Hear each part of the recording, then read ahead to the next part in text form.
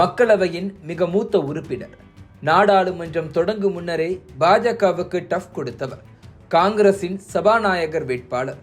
அவர்தான் கடவுளின் தேசமான கேரளாவின் கொடிக்குன்னில் சுரேஷ்.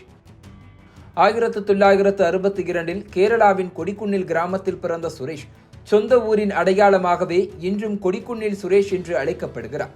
திருவனந்தபுரத்தில் இருக்கும் அரசு சட்டக் கல்லூரியில் இளங்கலை சட்டம் படித்திருக்கிறார். கம்யூனிச சித்தாந்தங்களும் காங்கிரஸ் சித்தாந்தங்களும் ஊறியிருக்கும் கேரள மண்ணில் மாணவர்களின் அரசியல் பங்கெடுப்பு களத்தையே அசைத்து பார்க்கும். அப்படி ஒரு சட்ட மாணவனாக அரசியலின் பால் ஈர்க்கப்பட்டவர்தான் கொடிக்குன்னில் சுரேஷ். அரசியல் பின்புலம் எதுவும் இல்லாமல் காங்கிரஸில் அடிமட்ட தொண்டனாக பயணத்தை தொடங்கியவருக்கு 1989 அடூர் மக்களவை தொகுதியில் போட்டியிடும் வாய்ப்பு கிடைத்தது.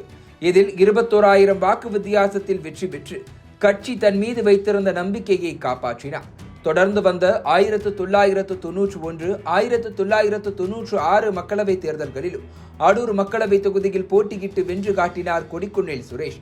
இப்படி கம்யூனிஸ்ட் கோட்டையாக இருந்த அடூரை காங்கிரஸ் கோட்டையாக மாற்றியதில் சுரேஷின் பங்கு இன்றியமையாதது. ஆனால் 1998 அதே தொகுதியில் போட்டியிட்டு தோல்வியடைந்தார்.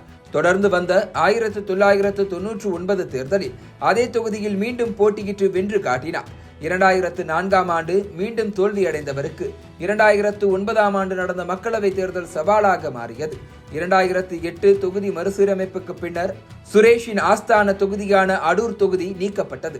இதனால் மாவேலிக்கரை தனி தொகுதியில் காங்கிரஸ் சார்பாக களமிறங்கினார். 49 விழுக்காடு வாக்குகளை பெற்று வெற்றியும் பெற்றார். ஆனால் அவரது வெற்றிக்கு எதிராக கம்யூனிஸ்ட் வேட்பாளர் AS அனில்குமார் உயர்நீதிமன்றத்தில் வழக்கு தொடர்ந்தார். கிறிஸ்தவரான கொடிக்குன்னில் சுரேஷ் பட்டியலின சமூகத்துக்கான தனி தொகுதியில் போட்டியிட்டது செல்லாது என வாதாடினார். நீதிமன்றமும் வாதத்தை ஏற்று சுரேஷின் வெற்றி செல்லாது என அறிவித்து அதிர்ச்சி கொடுத்தது. இந்த தீர்ப்புக்கு எதிராக உச்சநீதிமன்றத்தை நாடினார் கொடிக்குன்னில் சுரேஷ். உயர்நீதிமன்றத்தின் தீர்ப்பை ரத்து செய்து உத்தரவிட்டது உச்சநீதிமன்றம். இந்த அரசியல் பின்னடைவில் இருந்து மீண்டவர் 2014, 2019, 2024 என மீண்டும் அதே மாவேலிக்கரை தொகுதியில் போட்டியிட்டு ஹாட்ரிக் வெற்றிகளை பதிவு செய்தார். 2024 மக்களவை தேர்தலுக்கு பிறகு பாஜக சிறுபான்மை அரசாக சுருங்கி கூட்டணி கட்சிகளின் உதவியுடன் ஆட்சி கட்டிலில் ஏறியது. இதன் பிறகு மோடியின் 3வது ஆட்சி நாடாளுமன்றத்தில் தங்களின் முதல் சர்ச்சையை சந்தித்தது. மக்களவையின் தற்காலிக சபாநாயகராக 8 முறை MP-யாக இருந்த மூத்த உறுப்பினர் என்கிற விதத்தில் கொடிக்குன்னில் சுரேஷ் தான் நியமிக்கப்பட்டிருக்க வேண்டும். ஆனால் பருத்ரகிரி மகதவை தற்காலிக சபாநாயகராக நியமித்தது பாஜக அரசு. தற்போது அதே கொடிக்குன்னில் சுரேஷை மக்களவை சபாநாயகர் வேட்பாளராக முன்னிறுத்தி இருக்கிறது காங்கிரஸ் கட்சி. வெற்றி பெற வாய்ப்பிருப்பதால் மனு தாக்கல் செய்திருக்கிறேன் என நம்பிக்கையுடன் பேசியிருக்கிறார் சுரேஷ். அவருக்கு எதிராக முன்னாள் சபாநாயகர் ஓம் பிர்லாவை மீண்டும் களமிறக்கி இருக்கிறது பாஜக. இதனால் சுதந்திர இந்தியாவின் வரலாற்றில் 1952, 1976 பிறகு 3வது முறையாக சபாநாயகர் தேர்தலை எதிர்கொள்ள இருக்கிறது மக்களவை.